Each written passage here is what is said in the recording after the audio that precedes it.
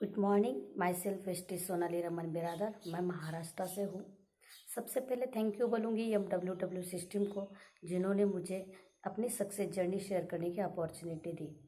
And thank you my lovely team and thank you my all great uplines. मैं अपने background के बारे में थोड़ा बात करना चाहती हूँ। मैं मिडिल क्लास फैमिली से बिलोंग करती हूँ। हम लोग 3 बहनें और 1 भाई है। मैं बचपन से ही ड्रीमर थी। देखा जाए तो मेरी पढ़ाई 10वीं पास 10वीं तक ही हो गई है। मैं 10वीं पास और 12वीं फेल हूँ। लेकिन मेरे पापा हमेशा बचपन से कहते थे कि बेटा कुछ करना है तो ज़िंदगी में दुनिया से हट के करो। यही बात मुझे बहुत अच्छी लगती थी। और मेरी 12वीं फेल होने के कारण घर पे बैठ के क्या करने का, यही सोच के मैंने एक प्राइवेट कंपनी में जॉब ज्वाइन कर लिया। जॉब वहाँ मुझे कंपनी में फर्स्ट सेकेंड नाइट 3-3 शिफ्ट में जाना पड़ता था। वहाँ मैंने लगभग 2 साल जॉब किया। उसी दरम्यान मेरी जो मुलाकात है मिस्टर बिरादार सर से हो गई और कुछ दिन के बाद हम लोगों ने शादी करने का डिसीजन लिया। लेकिन शादी में बहुत सारी दिक्कतें आई थी, क्योंकि मैं प्रॉपर पूना से थी और मेरे जो हस्बैंड थे वो लातूर से थे। तो वहाँ के रीति रिवाज और यहाँ के रीति रिवाज, इसमें बहुत सारा डिफरेंस था। लेकिन बहुत सारी दिक्कतें और प्रॉब्लम्स होने के बाद भी हम लोगों ने शादी कर ली। शादी करने के बाद हम लोगों ने फिर वही कंपनी में जॉब ज्वाइन कर लिया। शादी के पहले मैंने 2 साल जॉब किया ही था। फिर वही कंपनी में हम लोगों ने जॉब चालू किया। हम लोग फिर से फर्स्ट सेकेंड नाइट 3-3 शिफ्ट में जाना चालू किया। और उसके बाद वहाँ मुझे सैलरी 4,500 रुपये मिलती थी। मंथली 4,500 रुपये सैलरी थी। ईयरली जो इंक्रीमेंट था वो 500 रुपये था। और बस कैंटीन की सुविधा होने के कारण वहाँ डबल शिफ्ट करने के कारण पेमेंट अच्छी आती थी।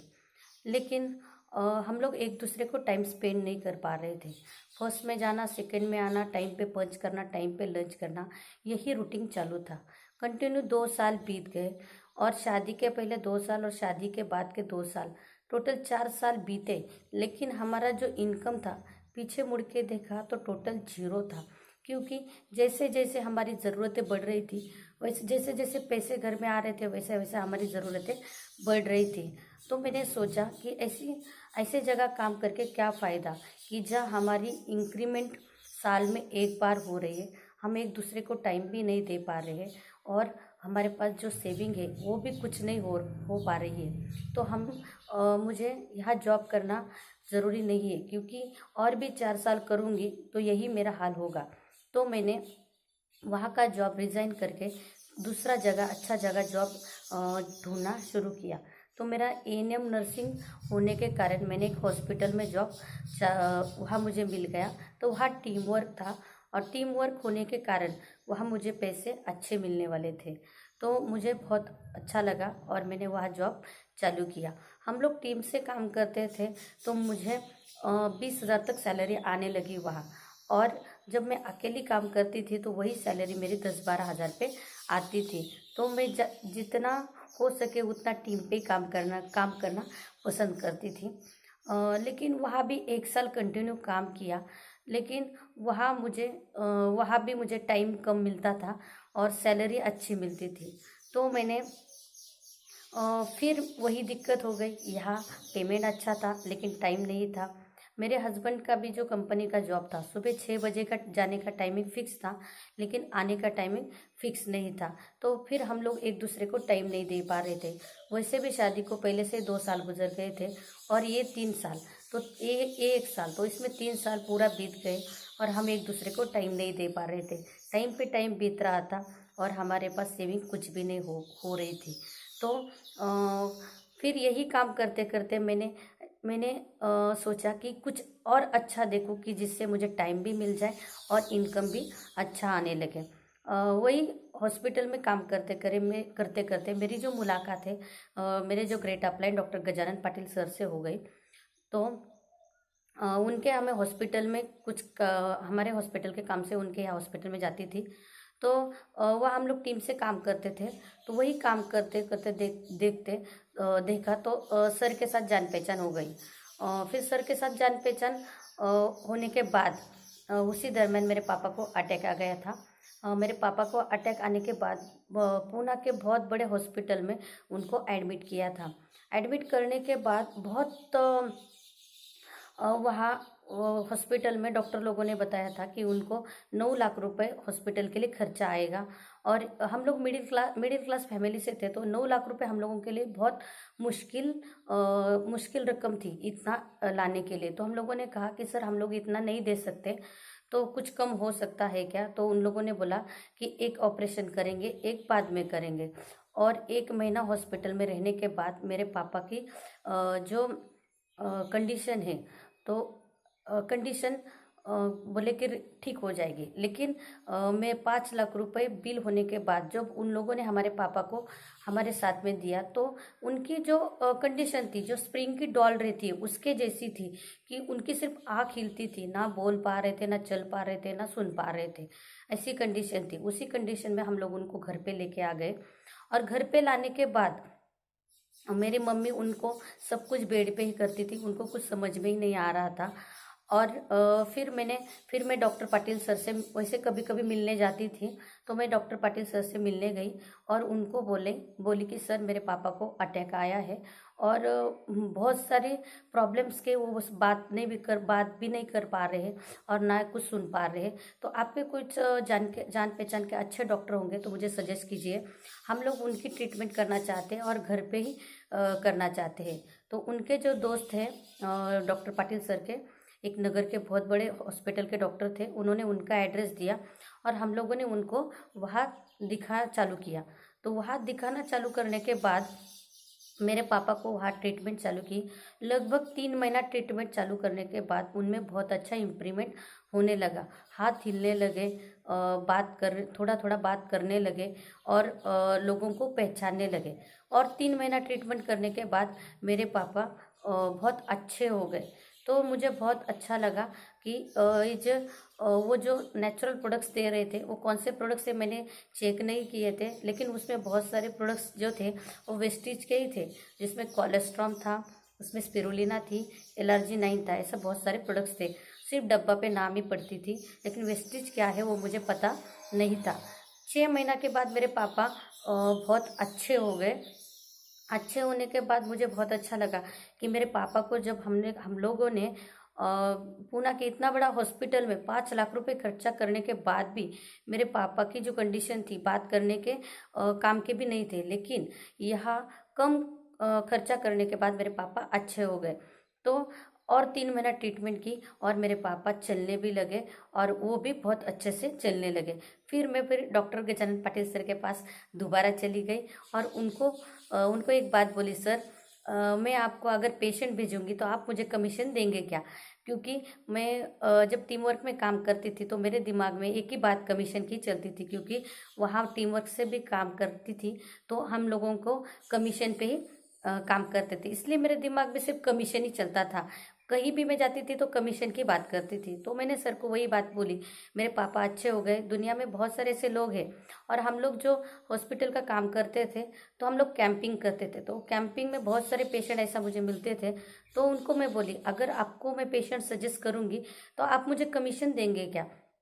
तो सर बोले कि मैडम, कमीशन की बात कही जाए तो कमीशन एक पेशेंट के पीछे 1000 या 2000 ही मिलेगा, वो भी कब तक? जब तक वो ट्रीटमेंट लेंगे तब तक। इससे अच्छा आप हमारे साथ ज्वाइन होके काम करेंगे तो आपको बहुत बहुत अच्छे पैसे मिल सकते हैं। तो मैंने सोचा कि चलो क्या है वो देख लेंगे। तो मेरे हस्बैंड को बुला के मैंने सर से मिलवा दिया और सर ने हमको वेस्टीज का प्लान एक्सप्लेन किया। जब मैंने वेस्टीज का प्लान देखा तो मुझे एक बात अच्छी लगी। मैं कमीशन की बात कर रही थी और जहाँ एक एक रुपया, 10 10 रुपये, 20 20 रुपये और 1000 रुपये के चलते काम कर रही थी, लेकिन जब वेस्टीज का प्लान देखा तो उसमें देखा कि एक चाय पत्ती, साबुन, शैम्पू, तेल लगाने के बाद हम लोगों को एक बार नहीं, दो बार नहीं, तीन बार नहीं, 7 बार पैसे मिलने वाले थे। तो मुझे ये बात बहुत अच्छी लगी, क्योंकि मेरे पापा को, उनके पापा को, मेरे दादा को या उनके दादा को यही चीज़ यूज़ कर रहे थे, लेकिन इससे कुछ भी नहीं मिला था। और वही चीज़ यूज़ करने के बाद मुझे 7 बार पैसे मिलने वाले थे। उसके साथ साथ में उसमें और एक चीज़ इंक्लूड थी कि जो मेरे सपने थे बचपन से, लग्जरीज बंगलो, लग्जरीज कार, इसमें वो भी थे कि जो फॉरेन ट्रिप पे हम लोग कर सकते थे। इसमें जो 7 प्रकार के इनकम थे वो मुझे बहुत अच्छे लगे, क्योंकि मैं ज़िंदगी में ऐसा प्लेटफॉर्म ढूंढ ही रही थी कि जिससे मेरे सपने पूरे हो जाए और साथ साथ में मेरी जो लाइफ है वो लग्जरीज बन जाए। तो मैंने जो पीवेस्टीज का प्लान देखा तो हम लोगों ने तुरंत साइन अप कर लिया। और मेरे जो हस्बैंड है वो कंपनी में काम ही कर रहे थे और मेरा भी काम चालू ही था, तो हम लोगों ने पार्ट टाइम करने का डिसीजन लिया। तो वेस्टीज में देखा जाए तो बहुत सारे सप्लीमेंट्स थे, घर में यूज़ करने वाले प्रोडक्ट्स थे, और बहुत सारी रेंज होने के कारण इसमें काम करना मुझे आसान था। तो मैंने सोचा कि हम लोग ये काम चालू करेंगे। तो काम चालू करने करते करते हम लोग रोज़ एक घंटा 2 घंटा काम करते थे। मेरे हस्बैंड की जो ड्यूटी थी, सुबह 6 बजे जाते थे, जाने का टाइम फिक्स था लेकिन आने का टाइम फिक्स नहीं था। तो यही काम से मैं उनके काम से परेशान हो गई थी, क्योंकि वो जब काम करते थे तो उनकी जो सेहत है महीने में एक बार ख़राब होती थी। तो मैंने कुछ वेस्टेज के जो सप्लीमेंट्स हैं उनके लिए चालू किए, तो उनकी जो सेहत है अच्छी होने लगी। और फिर मैं लोगों को जब बोलती थी तो वो टाइम पे सक्सेस सेमिनार मीटिंग्स बहुत कम होती थी। मेरे पास एंड्रॉयड मोबाइल भी नहीं था उस टाइम पे, मुझे व्हाट्सअप फेसबुक इतना चलाने भी नहीं आता था। तो उसके वजह से बहुत सारी दिक्कतें आती थी। मेरी पढ़ाई कम होने के कारण मुझे इतना इंग्लिश भी नहीं आती थी। और सबसे बड़ी बात ये थी कि मेरा जो ड्रेस कोड था वो बहुत मैटर करता है। मेरा ड्रेस कोड, एक सिंपल हाउसवाइफ थी मैं, इसलिए मुझे जो साड़ी पहन के मुझे साड़ी में ठीक से पिन भी नहीं लगाने आती थी, ऐसा ड्रेस कोड था। तो बहुत सारे लोग मुझे बोलते थे, ठीक है आप जो बोल रहे अच्छा है, करेंगे, आप जो बोल रहे सही बात है, तो एक काम कीजिए आप पहले करो फिर हम लोग करेंगे। ऐसा ही हर जगह हमें रिस्पॉन्स आता था। तो मैंने एक बात सोची कि हम लोगों को जब लोगों को बताने जाते हैं तो उन उन वो लोग हमें सर के बाल से लेकर पैर के नाखून तक ऑब्स करते हैं। तो मुझे सबसे पहले खुद में इंक्रीमेंट करना पड़ेगा, खुद को चेंज करना पड़ेगा। तो मैंने खुद को चेंज करना चालू किया। जैसे जैसे मैं मीटिंग में कभी कभी जाती थी, तो मीटिंग में जाने के बाद लोगों को देखती थी वो लोग कैसा ड्रेस कोड पहनते हैं, कैसे बात करते हैं, तो मैंने खुद में वैसा ही करना चालू किया।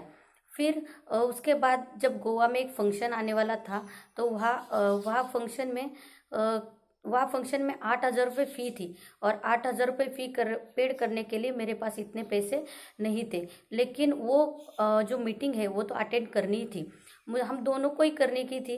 लेकिन पैसे की वजह से मैंने मेरे हस्बैंड को पहले मीटिंग के लिए भेजा, क्योंकि मैंने सोचा मेरे हस्बैंड भी सीखेंगे तो मुझे वो सिखा सकते हैं। तो मैंने मेरे हस्बैंड को गोवा को भेजने के लिए बहुत सारे मेरे जो रिश्तेदार हैं उन लोगों से थोड़े पैसे मांगे, लेकिन किसी ने मुझे मदद नहीं की। तो मैंने बाद में मेरे जो सोना का कान में का था वो सोनार के पास रख के मेरे हस्बैंड को 8,000 रुपये भर के मीटिंग के लिए भेजा। वहाँ से आने के बाद उनमें बहुत सारे चेंजेस हो गए, क्योंकि रात दिन वो वही बात सुन के और उन लोगों के साथ रह के उनमें बहुत सारे चेंजेस हो गए थे। तो मुझे बहुत अच्छा लगा कि अभी हम लोगों का बिजनेस अच्छा बढ़ने वाला है। इसी दरम्यान मेरे पापा को फिर दोबारा अटैक आ गया, और दोबारा अटैक आने के बाद कुछ टेक्निकल प्रॉब्लम होने के कारण मेरा फ़ोन नहीं लगा, और फिर उन लोगों ने पूना के बहुत बड़े हॉस्पिटल में उनको एडमिट कर लिया। एडमिट करने के बाद फिर दूसरे दिन मुझे पता चला, तो हम लोग फिर वहाँ गए। लेकिन वहाँ कुछ भी उन लोगों ने आगे का प्रोसेस किया ही नहीं था। और फिर हम लोगों ने सोचा कि वहाँ से निकाल के उनको सरकारी हॉस्पिटल में लाएंगे, लेकिन वहाँ से छोड़ने के लिए भी बहुत सारी प्रोसेस थी। उसी में 4 दिन बीत गए, और 5वें दिन हम लोग उनको हॉस्पिटल से दूसरे हॉस्पिटल में ट्रांसफ़र किए। जब हॉस्पिटल से ट्रांसफ़र किए तब वहाँ के डॉक्टर ने बताया कि अभी मैडम कुछ नहीं हो सकता, क्योंकि इनकी कंडीशन बहुत नाजुक हो गई है, अभी हम कुछ बोल नहीं सकते। तो फिर मुझे बहुत दुख हुआ, क्योंकि उस टाइम पे मैं कुछ नहीं कर सकी उनके लिए। फिर रात भर मैं उनके साथ आईसीयू में बैठी। रात रात भर मैं भगवान से बोल रही थी, भगवान मेरे पापा को बचा लो। लेकिन उस टाइम पे कुछ नहीं हुआ, और दूसरे दिन सुबह 8 बजे उनको गोली और दूध देने के बाद जब डॉक्टर चेकअप पे आए राउंड पे, तब डॉक्टर ने बोला कि मैडम अभी कुछ नहीं कर सकते, इनकी बॉडी काम नहीं कर रही है। तो उसी दिन दोपहर के 12 बजे उनकी डेथ हो गई। तो मुझे बहुत बुरा लगा, क्योंकि मैं उनके लिए कुछ नहीं कर सकी।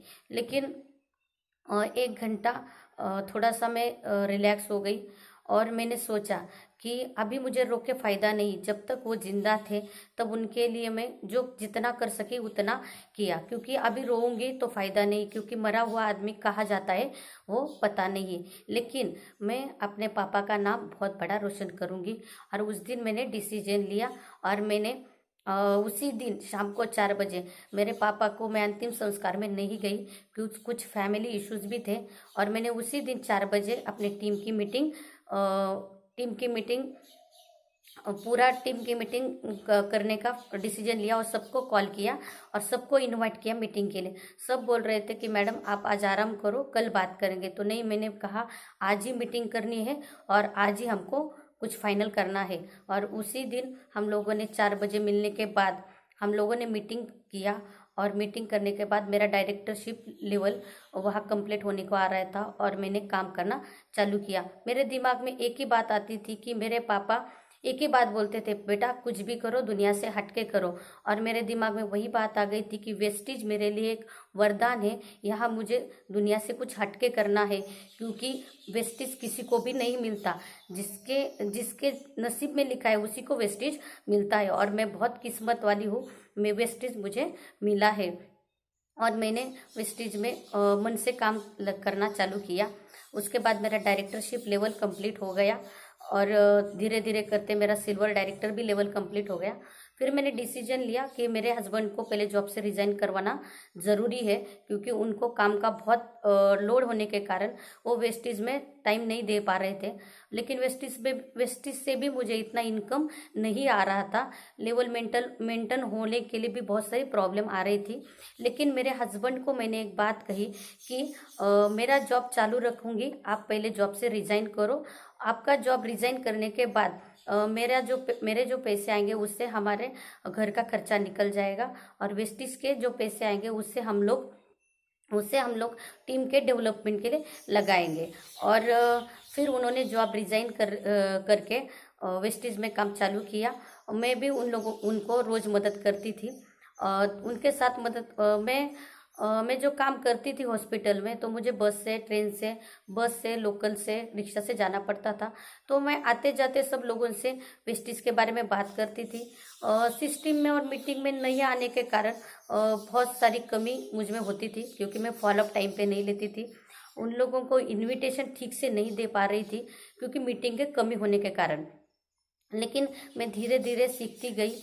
एंड्रॉयड मोबाइल भी मेरे पास नहीं था, इसलिए बहुत सारी दिक्कतें आ रही थी, लेकिन मैं धीरे धीरे सीखती गई।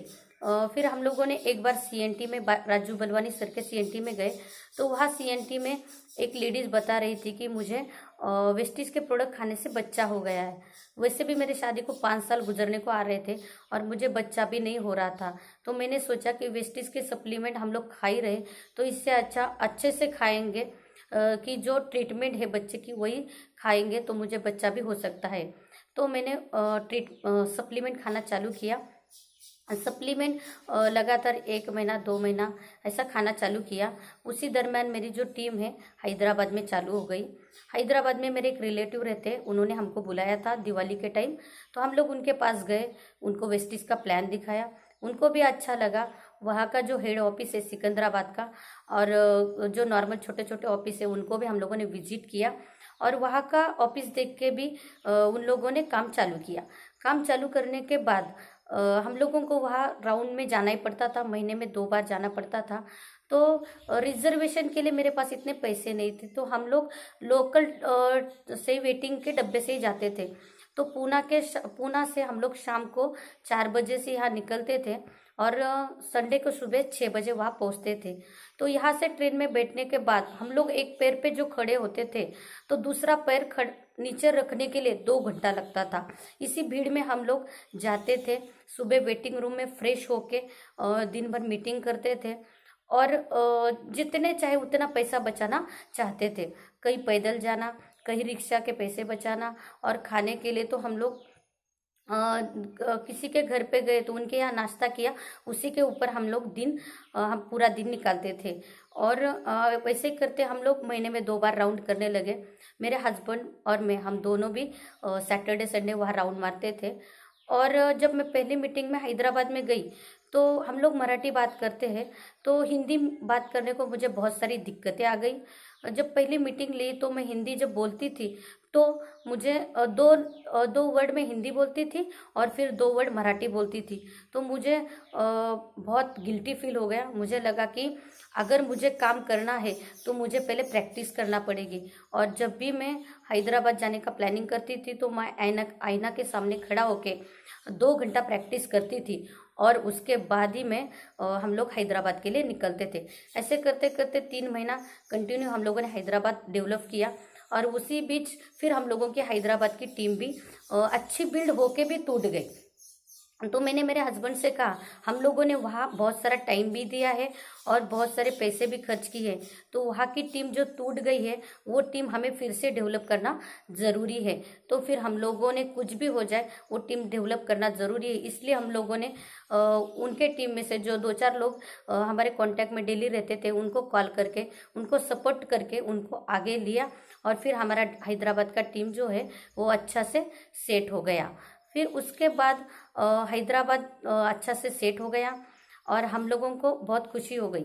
तो धीरे धीरे करते एक 6 महीना 7 महीना मैं कंटिन्यू सप्लीमेंट जो खा रही थी उस सप्लीमेंट का असर भी हो रहा था और मुझे एक दिन पता चला मैं प्रेग्नेंट हूँ। और मेरी जो खुशी है, बहुत सारी खुशी का ठिकाना ही नहीं हुआ। तो अभी दिक्कत ये थी कि वेस्टीज में देखा जाए इतना मेरा पेमेंट सेट नहीं हुआ था और मेरा जॉब भी बंद करना ज़रूरी था क्योंकि मुझे डॉक्टर ने बेड रेस्ट कहा था। तो मैंने डॉक्टर ने जब मुझे बेड रेस्ट कहा तो मैंने बेड रेस्ट करना चालू किया। मेरे हस्बैंड ने कहा कि तुम टेंशन मत ले लो, हम लोग मैं अच्छा से टीम हैंडल करूँगा। मुझे दिन भर खाना और दवाई खा के आराम करना इतना ही काम था। उस टाइम पे मेरे पास एंड्रॉयड फ़ोन भी आया था, तो मैंने धीरे धीरे करके फ़ेसबुक सीखना भी चालू किया था। तो मैंने सोचा कि अभी मुझे फ़ेसबुक का यहाँ यूज़ करना ज़रूरी है और मैंने फ़ेसबुक से न्यू लिस्ट बनाना चालू की, न्यू लोगों के साथ बात करना चालू किए। जब मेरे 3 महीने कंप्लीट हो गए उसके बाद डॉक्टर ने फिर कहा कि आपको आराम करना ज़रूरी है, लेकिन उस टाइम पे मैं रुकना नहीं चाहती थी क्योंकि मेरा एक ही कहना है, कल किसने देखा है, आज मेरे पास जो है उसी के ऊपर मुझे चलना है और उसी को लेके जीना है। क्योंकि मैं कल के बारे में सोचूंगी तो कल जीऊँगी नहीं जीऊँगी उसकी मुझे गारंटी नहीं थी। इसलिए 3 महीने होने के बाद मैंने धीरे धीरे 1-to-1 मीटिंग करना चालू किया। फिर मैं जब 5 महीने की प्रेग्नेंट थी उसी दरमियान कि अभी इस बार मुझे लोनावला में मीटिंग को जाना है क्योंकि मेरा जो बच्चा है पेट में उसको मुझे हर मीटिंग का, हर सक्सेस सेमिनार का वेस्टीज का ही वर्ड उसको सुनाना है।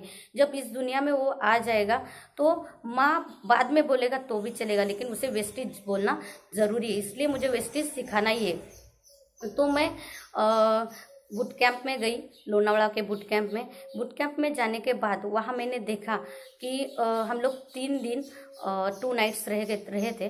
तो वहाँ 90 डेज गेम वर्कआउट प्लान मुझे बहुत अच्छा लगा।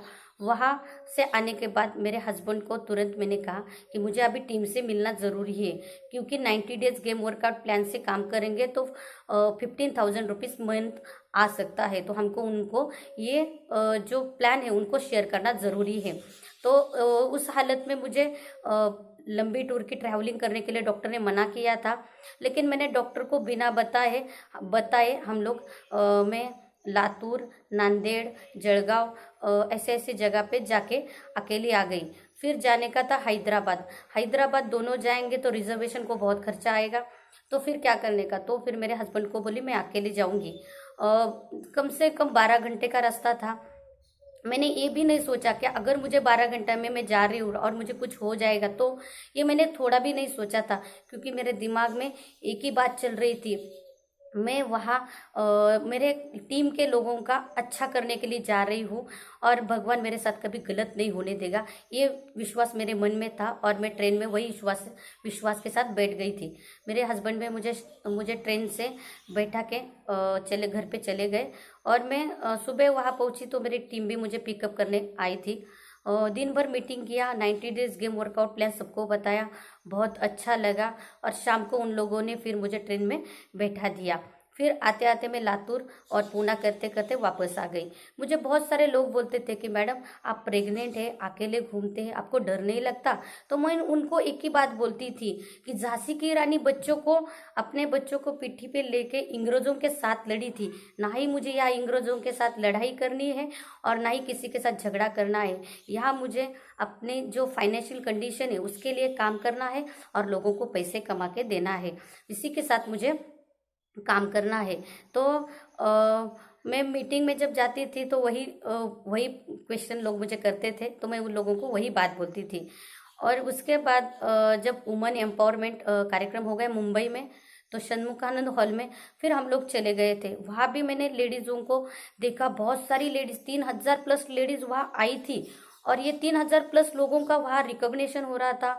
तो मुझे मन में एक बात आ रही थी कि अरे यही मुझे चाहिए था, मैं इसी के बारे में सोच रही थी और यही मुझे मिला है। इसलिए मैं जब भी घर पे जाती थी और डॉक्टर मुझे बोलते थे कि जब चेकअप के लिए जाती थी तो डॉक्टर बोलते थे कि आपका बेड रेस्ट चालू है ना, तो मैं उनको एक ही बात बोलती थी, हाँ मैडम मैं अच्छा से बेड रेस्ट कर रही हूँ। लेकिन जब भी मैं प्रोग्राम देख के आती थी तो मुझे ना नींद आती थी ना चैन आता था।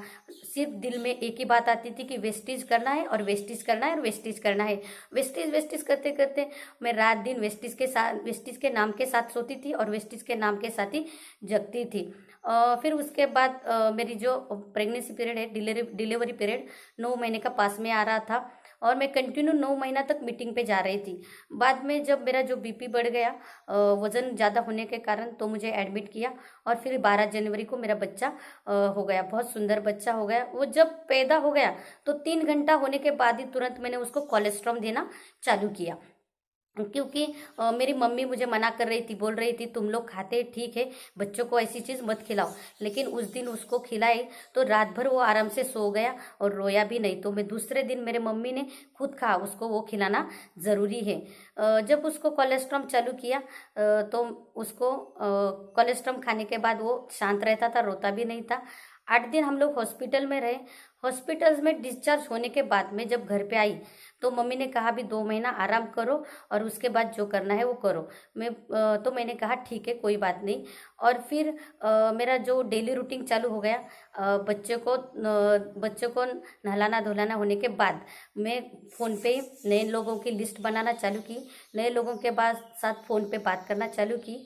और जब मेरे बच्चा 2.5 महीने का हो गया तब मैंने फील्ड पे जाना चालू किया। जो अपना सक्सेस सेमिनार है, CN की मीटिंग है, उसमें जाना चालू किया। मेरा बच्चा 2.5 महीने का था, मैं फर्स्ट मीटिंग में गई थी और जो आरती पटेल मैडम का ट्रेनिंग था, तो सबसे पीछे मैंने उसको एक चादर पे नीचे डाला था।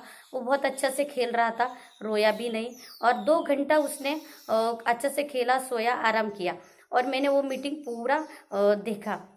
मीटिंग होने के बाद जब मैं आरती पटेल मैडम के साथ एक सेल्फी लेने गई तो मैडम बोली ये छोटा बच्चा किसका है? तो मैं बोली मैडम ये बच्चा मेरा है। तो इतना छोटा बच्चे को लेके क्यों आए हो? तो उनको एक ही बात बोली, मैडम कल किसने देखा है, आज जो है अभी है। आपका जो ट्रेनिंग है बार बार होता है, लेकिन एक बार मीटिंग जो मिस होती है वो दोबारा नहीं होती है, इसलिए मैं आई हूँ। और गर्मी का दिन था, मई महीने का दिन था और मैं स्वारगेट में गई थी। मैं रहती थी निगड़ी में और स्वारगेट में बस से ट्रैवलिंग करके मैं बच्चे को लेके गई थी और शाम को 6 बजे मीटिंग ख़त्म होने के बाद घर पे आने को मुझे 10 बज गए। मेरे हस्बैंड है, कभी मुझे बोलते नहीं थे कि लेट हो गया, ये हो गया। उनको पता है कि मुझे जो अच्छा लगता है वो मैं करती हूँ, तो उन्होंने मुझे कभी रोका नहीं, टोका नहीं। फिर बरसात हो, गर्मी हो या सर्दी हो, हम लोग मीटिंग करना चालू किए। मीटिंग करते करते मैंने मैंने जो मेरा जो बच्चा है वो कब बड़ा हो गया पता ही नहीं चला। 1 साल का जब मेरा बच्चा हो गया तो उसी महीने में मुझे 50,000 रुपये का सैलरी आ गया। तो मैंने उसी महीने में एक टारगेट किया कि अभी मुझे मार्च में किसी भी हाल में मुझे मार्च में अपना जो चेक है 1 लाख क्रॉस करना है। और उसी प्लानिंग से हम दोनों मेरे हस्बैंड जो है हम लोगों ने प्लानिंग किया। और वो भी 8-8 दिन फील्ड पे रहते थे और मैं भी मेरे बच्चों को लेके 8-8 दिन अलग गांव में फील्ड पे रहती थी। तो उसी महीने में टारगेट करने के बाद फरवरी में अच्छा से काम चालू हो गया। और मार्च महीना आधा होने के बाद फिर से लॉकडाउन हो गया। लॉकडाउन के चक्कर में मेरे हस्बैंड गांव में अटक गए और हम लोग पूना में रह गए। अभी करने का क्या। 8 दिन तो मैंने सोचा कि 8 दिन के बाद लॉकडाउन खुल जाएगा, 4 दिन के बाद लॉकडाउन खुल जाएगा, लेकिन लॉकडाउन खुलने का नाम ही नहीं ले रहा था। फिर लगातार करते करते 2 महीना लॉकडाउन रह गया। लॉकडाउन चलते चलते 2 महीना लॉकडाउन में पूना में थी। मेरे हस्बैंड मेरे पास ज़्यादा पैसे भी रख के नहीं आए थे। मेरे पैसे भी पूरा ख़त्म हो गए थे। और मेरा जो बच्चा और मैं हम लोग वहाँ सिटी एरिया में थे कि जहाँ हम लोगों को बहुत सारी दिक्कतें आ रही थी। तो फिर मैंने डिसीजन लिया कि इससे अच्छा फिर गांव में जाएंगे और जब तक ये कोविड-19 ख़त्म नहीं होता तब तक वही काम करेंगे। तो फिर मैंने एक गाड़ी वाले को बोल के 2 महीना के बाद थोड़ा सा चालू हो गया तो मैंने पास निकाल के हम लोग गाँव शिफ्ट हो गए। और गाँव शिफ्ट होने के बाद फिर हम लोगों ने यहाँ काम चालू किया। तो बहुत सारे लोग मुझे बोलते हैं कि मैडम आप छोटे बच्चों को लेके काम कर रहे हैं। हम लोग अभी कोविड-19 के टाइम पे हम लोग किसी के घर पे जाते हैं तो बोलते हैं कि आप इतना सा बच्चे को लेके आते हैं, आपको डर नहीं लगता। तो उनको एक ही बात मैं बोलती, मेरा बच्चा कोलेस्ट्रॉल खाता है, मेरा बच्चा कोलेस्ट्रॉल बॉय है, वो जब से पैदा हो गया तब से कोलेस्ट्रॉल खाता है। और आपको एक बात मैं बताना चाहती हूँ, वो अभी 20 मंथ का होने को आ रहा है, लेकिन उसे अभी तक ना सर्दी हुई, ना खांसी हुई और ना ही बुखार हुआ। उसकी तबीयत बहुत अच्छी और बहुत सेहतमंद है, क्योंकि कभी हम लोग उसको हॉस्पिटल ही लेके नहीं गए। जब भी हम लोग मीटिंग को जाते हैं तो वो ज़्यादा एनर्जेटिक रहता है। फील्ड पे जाते हैं तो वहाँ वो अच्छा से खेलता है, कभी तंग नहीं करता है। और अगर आज मैं उसको लेके नहीं गई, मीटिंग में नहीं गई, तो जब वो बड़ा बड़ा हो जाएगा और कुछ मांगेगा और मैं उसको नहीं दे पाऊंगी तो उस टाइम पे मुझे बहुत गलती फील होगी, क्योंकि आज मेरे पास टाइम है करने का तो मुझे काम करना ज़रूरी है। मेरा जो बच्चा है वो भी बहुत अच्छा से मुझे सपोर्ट करता है, क्योंकि वो छोटा होने के कारण किसी के घर पे गए तो वहाँ अच्छा से खेलता है, वहाँ अच्छा से बैठता है, कभी तंग नहीं करता। तो मुझे वही बात बहुत अच्छी लगती है। तो मैं जब भी ट्रैवल में ट्रेन में जब जाती थी तो मैं हमेशा एक गाना गुनगुनाती थी, वो आपको आज मैं सुनाना चाहती हूँ। क्योंकि आप अगर ज़िंदगी में एक बात आप याद रखिए कि ज़िंदगी में कभी भी बहुत सारे प्रॉब्लम्स आते हैं। मेरे ज़िंदगी में बहुत सारे प्रॉब्लम्स आ गए, लेकिन मैं उस प्रॉब्लम से कभी पीछे हटी नहीं, क्योंकि आप प्रॉब्लम के साथ लड़ोगे ही नहीं तो आपको कुछ हासिल होने वाला नहीं। ज़िंदगी जीने का नाम है, ज़िंदगी लड़ने का नाम है, ना ही डरने का नाम है। तो मैं बस में जब बैठती थी तो अकेले गुनगुनाती थी तो कोई लोग मुझे पागल समझ के हंसते भी होंगे, तो लेकिन मैंने उनकी तरफ कभी ध्यान नहीं दिया। तो मैं आपके साथ जो मोटिवेशन वर्ड्स है डॉक्टर उज्जवल पाटनी सर के, वो आपके साथ शेयर करना चाहती हूँ। हर कोई कर सकता है तो मैं क्यों नहीं, क्या है मुझ में ऐसा जो मुझ में नहीं। हर कोई कर सकता है तो मैं क्यों नहीं, क्या है उनमें ऐसा जो मुझ में नहीं। झाँक ले अपने भीतर खुद से या पूछ ले, कैसी चाहे जिंदगी खुली आँखों से देख ले। मुट्ठियों को खींच कर, सांसों को खींच कर, सबसे टकराने को, शिखर पर जाने को मैं तैयार हूँ, मैं तैयार हूँ, मैं तैयार हूँ। मुश्किलें हो कैसी भी मेरे हौसलों से कम है, मुश्किलें हो कैसी भी मेरे हौसलों से कम है।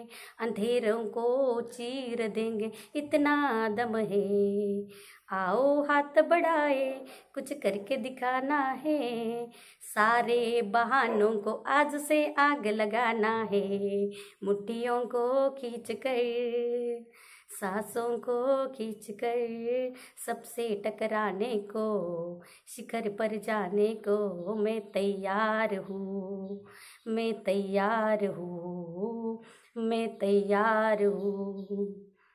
खुद से है ये वादा, कुछ करके जाऊंगी, खुद से है ये वादा, कुछ करके जाऊंगी, सबके सीनों को गर्व से भर कर जाऊंगी, सबके सीनों को गर्व से भर कर जाऊंगी।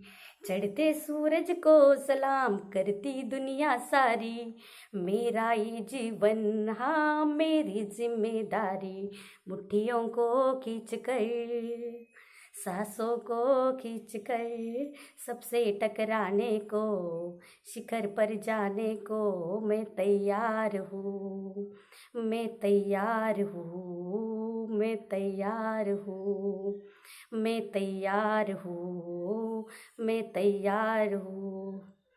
और मैं तो तैयार हूँ और वेस्टिस के साथ काम करने के लिए और वेस्टिस में आगे बढ़ने के लिए। मेरा जो सपना है कि मेरा जो बेटा है जब तक वो 5 साल का हो जाएगा तब तक उसे करोड़पति बनाना है। और आपका सपना क्या है आपको डिसाइड करना है। Thank you, wish you wealth.